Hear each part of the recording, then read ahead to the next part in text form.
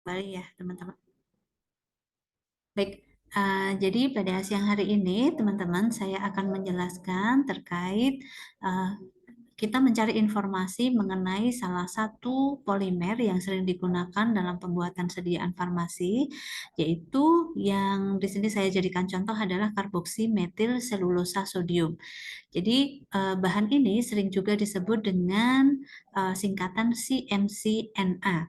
Kenapa disingkat dengan CMCNA? Karena di sini namanya adalah terdiri dari nama karboksi di depan, sehingga ini adalah huruf C. Kemudian ada gugus metil ya, jadi ini disingkat dengan huruf M. Dan ada selulose, jadi di sini ada huruf C lagi. Kemudian sodium itu memiliki nama lain atau sinonim itu adalah natrium atau Na. Sehingga tadi kalau teman-teman mungkin lebih sering akan mendengar nanti bukan nama panjangnya karboksimetil selulosa sodium, tetapi nama pendeknya yaitu CMCNA.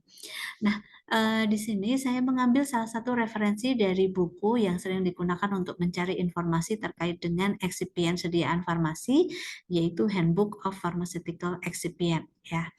Oke, kita coba untuk mengupas satu persatu ya keterangan-keterangan atau informasi yang ada di buku HPE ini tadi. Jadi yang pertama, di sini ada poin yang pertama yaitu non-proprietary names.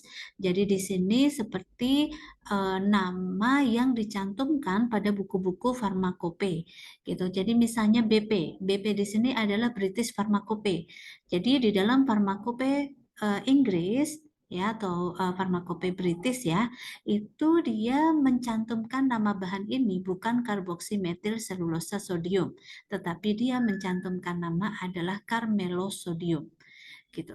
Sama juga di Japan Pharmacope ya, Japanese Pharmacope ya, JP ini menyebutnya juga carmelosodium, dan di European Pharmacope atau PHEUR itu artinya adalah European Pharmacope, dia juga menyebutnya sebagai carmelosodium.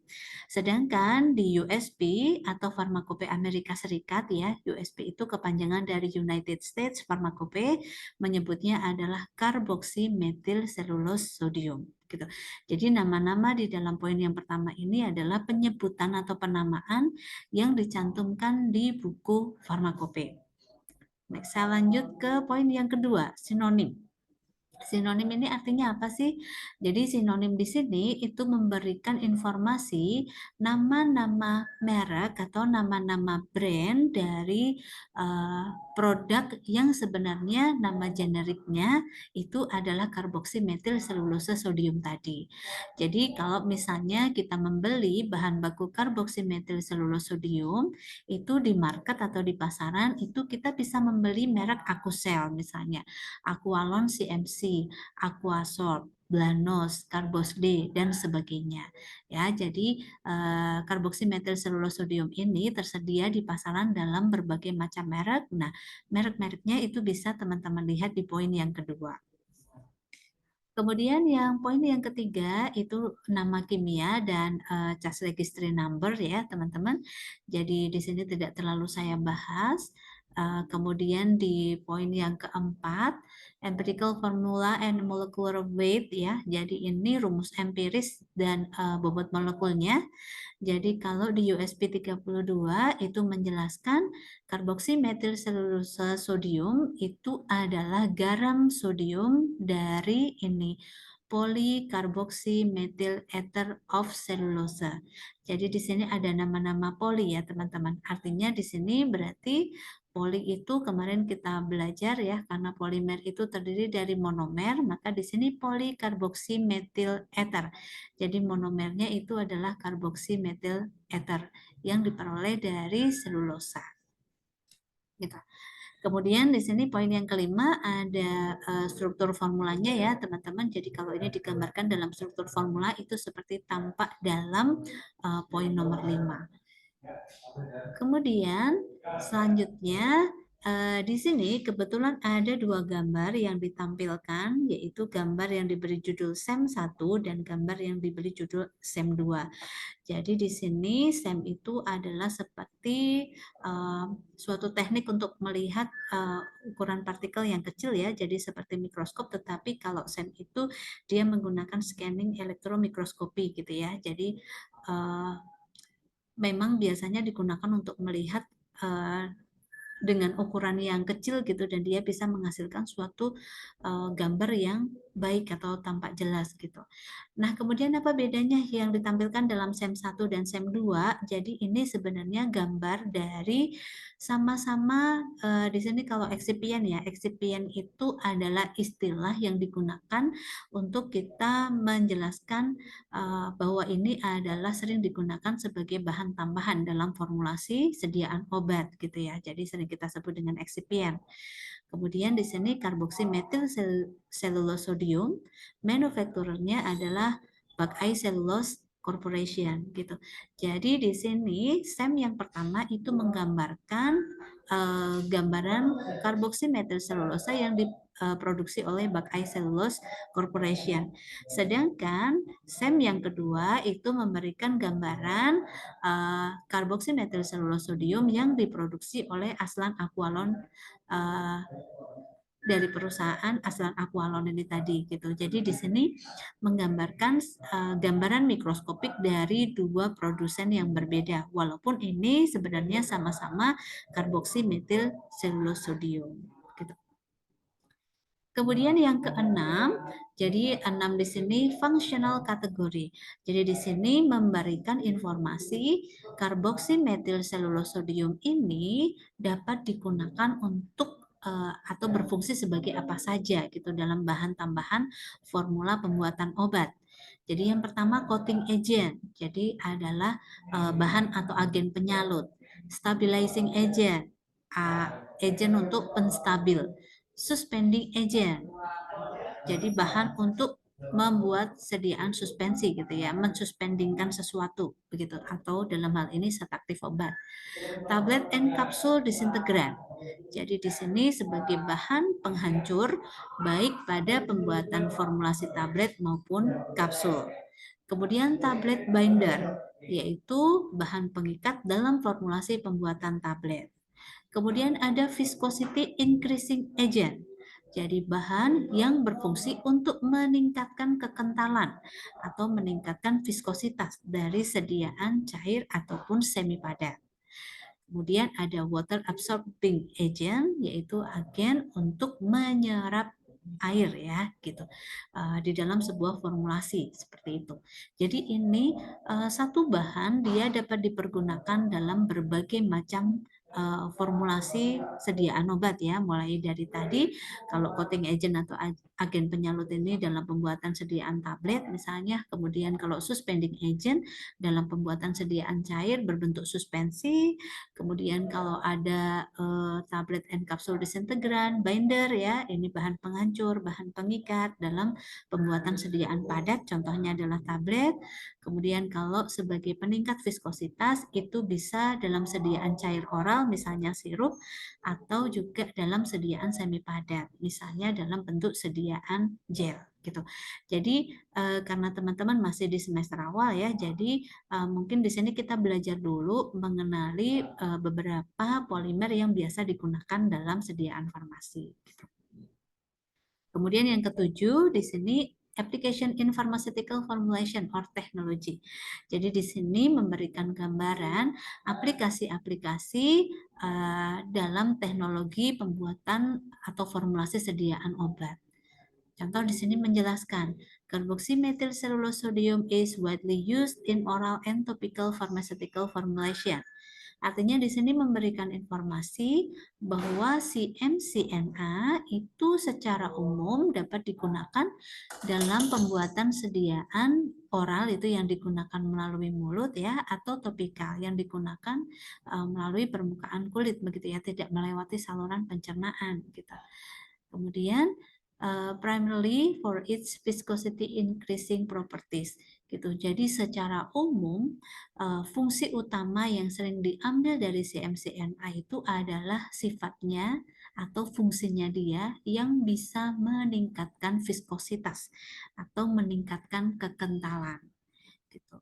Kemudian nanti di sini juga disebutkan ya berbagai macam fungsi dari karboksimetil selulosa yang lainnya ya. Jadi di sini di poin ketujuh ini kita dapat memperoleh gambaran berbagai macam fungsi ya aplikasi dari penggunaan CMCNA ini tadi. Jadi ini untuk poin yang ketujuh. Kemudian di sini di poin yang ketujuh ada tabel ya. Jadi ini adalah seperti guide atau istilahnya membantu untuk kita menentukan karboksimetil selulosodium ini bisa kita gunakan dalam konsentrasi berapa banyak gitu. Contoh kalau misalnya kita ingin menggunakan karboksimetil selulosa sebagai bahan tambahan dalam oral solution gitu ya atau larutan untuk sediaan oral. Contohnya tadi sirup. Nah, maka dia sering digunakan dalam rentang konsentrasi 0,1 hingga 1,0% contohnya. Kemudian kalau kita gunakan sebagai bahan pengikat dalam formula tablet, di sini diberikan gambaran atau saran konsentrasi penggunaan berkisar 1,0 sampai dengan 6,0% gitu. Jadi ini tidak mutlak tetapi hanya memberikan panduan begitu ya atau perkiraan biasa CMCNA ini digunakan dalam konsentrasi berapa banyak di dalam formula obat gitu. Kemudian nomor 8 description itu memberikan gambaran deskriptif ya atau organoleptis dari karboksimetil selulosodium. Jadi di sini diinformasikan karboksimetil selulosodium itu dia itu berwarna putih atau hampir putih, odorless ya berarti tidak berbau, tasteless berarti tidak mempunyai rasa, kemudian granular powder. Jadi dia serbuk tetapi mirip granul gitu ya. Jadi kalau dilihat dia itu seperti ini ya, dia tidak bulat persis tetapi agak memanjang-manjang seperti ini. Gitu. Jadi disebut dengan granular powder. Powder itu serbuk ya. Jadi kalau kita membayangkan melihat karboksimetil selulose ini dia seperti serbuk tetapi bukan serbuk yang free flowing gitu ya atau yang bulat-bulat kayak talak gitu bukan, tapi dia itu seperti ini, seperti agak panjang-panjang begini ukurannya. Itu hygroscopic after drying gitu. Artinya kalau kita memanaskan polimer ini tadi atau si karboksimetil selulosodium ini biasanya dia akan menjadi higroskopik. Higroskopik itu artinya dia mudah menyerap lembab sehingga kalau sesudah kita keringkan kemudian kita biarkan di area terbuka begitu ya, maka biasanya dia akan menyerap kelembapan yang ada di dalam ruangan sehingga granulnya itu semula kering menjadi seperti lembab atau basah kayak gitu. Tergantung seberapa banyak air yang dia serap. Semakin banyak air yang dia serap, maka semakin basahlah atau semakin lembablah si karboksi metil selulosodium ini tadi. Gitu. Kemudian poin yang ke-9 ada spesifikasi yang disebutkan di farmakope. Jadi contohnya di sini dia JP tadi ya Japanese Pharmacope, PHAEUR ini tadi European Pharmacope ya, kemudian ada USP atau United States Pharmacope dari Amerika Serikat. Jadi di dalam farmakope dia menyebutkan beberapa syarat dari bahan baku karboksimetil selulose, contohnya adalah identifikasi harus positif, karakteristiknya harus positif. Kemudian kalau diuji menggunakan larutan konsentrasi 1% V per V, maka karboksimetil selulose tadi haruslah mempunyai pH. Kalau di Japanese Pharmacope dan pH Europe itu memberikan batasan 6,0 sampai 8,0. Sedangkan di USP memberikan batasan 6,5 sampai 8,5. Jadi memang di sini ada sedikit perbedaan mengenai spesifikasi-spesifikasi yang diberikan untuk bahan baku karboksimetil selulose ini kalau kita menggunakan referensi Japanese, pH Europe atau USP. Kemudian di sini contoh lagi misalnya pada pengujian loss on drying ya, loss on drying itu seperti susut pengeringan begitu. Batasan yang diberikan di seluruh farmakope itu sama, yaitu kurang dari 10%. Ini selain itu masih terdapat beberapa batasan lain ya yang disebutkan di sini, misalnya terkait dengan kandungan klorida, arsenik, sulfat dan sebagainya. Kemudian assay of sodium, artinya di sini kalau dia dicek kadar sodiumnya itu berkisar 6,5 sampai 8,5%. Kalau di Japanese di jurupan farmakope berkisar 6,5 sampai 10,8% dan di USP 6,5 sampai dengan 9,5%. Jadi ini mengenai spesifikasi atau persyaratan-persyaratan mutu dari bahan baku CMC.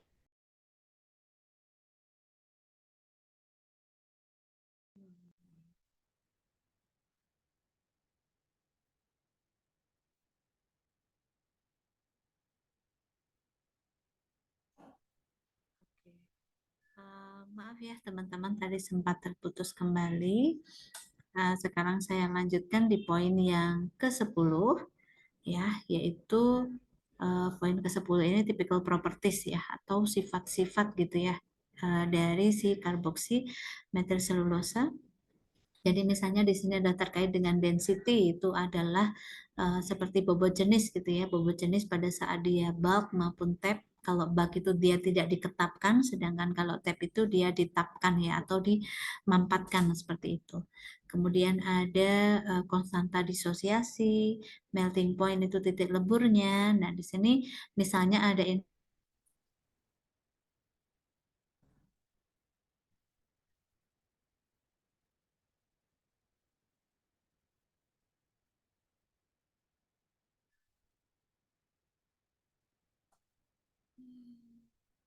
Oke, mohon maaf teman-teman tadi terputus kembali ya. Yuk, semoga teman-teman masih menyimak ya teman-teman. Mohon maaf sebelumnya atas ketidaknyamanannya. Oke, waktu kita sisa 10 menit lagi. Sekarang saya jelaskan sedikit. Tadi di poin yang ke-10 itu memberikan gambaran sifat-sifat ya, atau apa namanya, informasi terkait dengan misalnya ini tadi melting point ya, bronze at approximately 227 derajat Celcius ya. Artinya berarti kalau kita panaskan si MCNA ini sampai dengan suhu 227 derajat Celcius, dia itu akan berubah warna menjadi coklat misalnya. Kemudian di sini ada keterangan yang penting lagi yang kita perlu perhatikan, misalnya adalah solubility, gitu ya. Jadi solubility di sini practically insoluble in acetone, ethanol, ether, and toluene. Artinya kita tidak akan bisa melarutkan CMCNI ini dengan pelarut aseton, etanol, ether maupun toluene, gitu. Tetapi dia easily dispersed in water at all temperatures. Jadi dia kalau digunakan atau dicampurkan ke dalam air, dia itu akan terdispersi ya teman-teman, sehingga tadi akan terbentuk seperti koloid yang kental begitu, bisa menggunakan air pada seluruh suhu temperatur gitu. Jadi kita mendispersikan si CMCNA ini bisa menggunakan air dingin, bisa juga menggunakan air panas gitu. Jadi ini kemudian di sini yang perlu kita perhatikan dalam polimer juga ada informasi bahwa CMCNA ini dijual dalam berbagai grade viskositas. Contoh misalnya di sini ada Akusel tipe AF0305, ada AF2785 dan ada AF3085. Maka di sini untuk akusel yang tipe pertama 0305 dia itu termasuk mempunyai viskositas yang rendah. Sedangkan yang tipe 2785 dia memiliki viskositas yang medium atau pertengahan ya, sedangkan yang tipe 3085 dia itu memiliki viskositas yang tinggi. Maksudnya bagaimana? Jadi di sini keterangannya ada di sini ya teman-teman. Pada saat kita mendispersikan konsentrasi yang sama ya,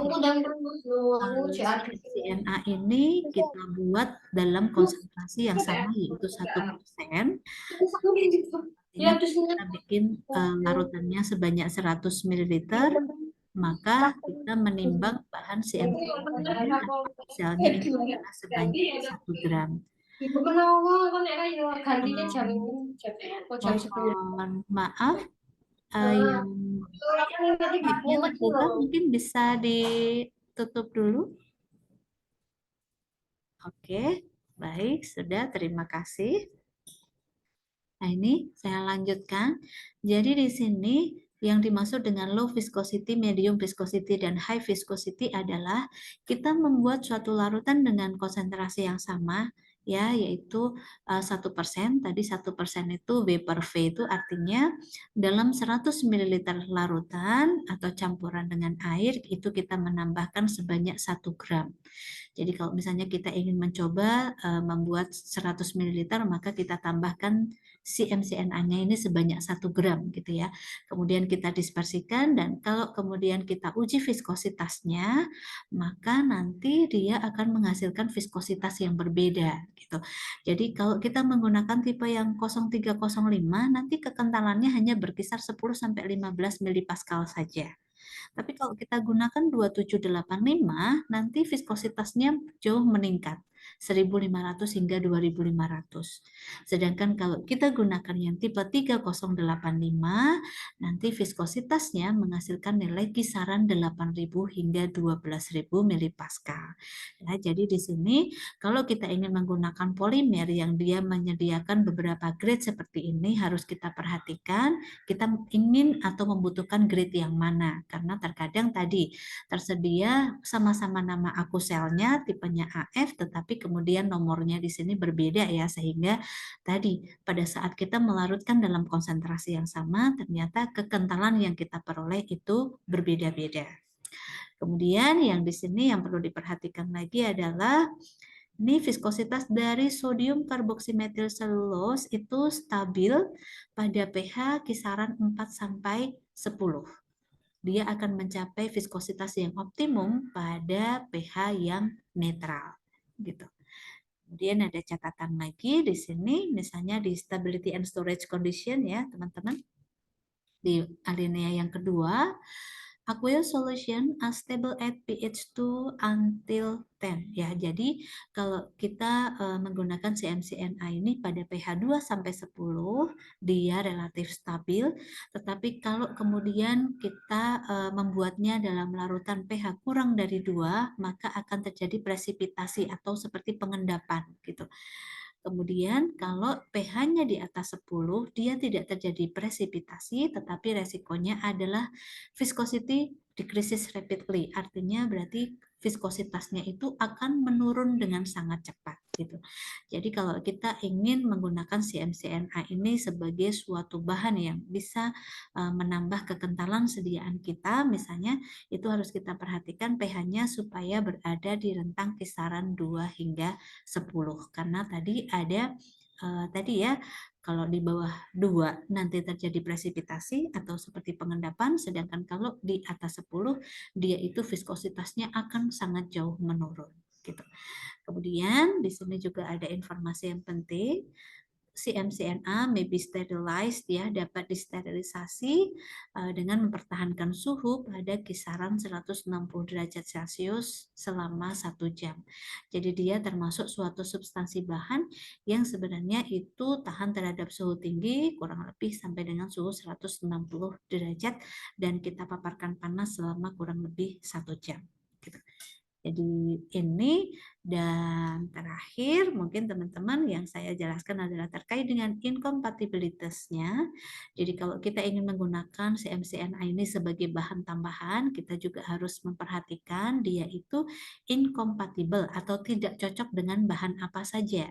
Contohnya di sini adalah strongly acidic solution gitu. Jadi larutan yang dia mempunyai pH yang sangat asam gitu ya. Tadi kayak pH di bawah 2 itu kan sangat asam ya. Dia langsung terjadi presipitasi gitu. Atau dia dengan garam-garam yang larut dalam iron ya atau besi gitu ya, dan beberapa logam contohnya aluminium, merkuri, dan zinc. Nah ini dia tidak cocok dengan bahan-bahan tersebut. Jadi kalau kita memformulasikan harus kita perhatikan terkait dengan inkompatibilitas dari si bahan yang akan kita gunakan gitu. Jadi ini mungkin teman-teman ya, saya berikan panduan untuk mencari informasi tentang polimer ya yang kita bahas dalam pertemuan kali ini. Silakan setelah ini nanti akan saya share monografi karboksi metil selulosodium ini. Silakan teman-teman dapat baca kembali dan kemudian kalau ada yang ingin ditanyakan nanti dapat disampaikan melalui kolom komentar. Untuk sesi Zoom mungkin saya cukupkan terlebih dahulu ya teman-teman. Semoga bisa dipahami penjelasan saya dan kita lanjutkan kembali perkuliahan kita melalui media Adlink. Terima kasih, saya tutup. Selamat siang. Wassalamualaikum warahmatullahi wabarakatuh. Siang Waalaikumsalam Ibu. warahmatullahi wabarakatuh.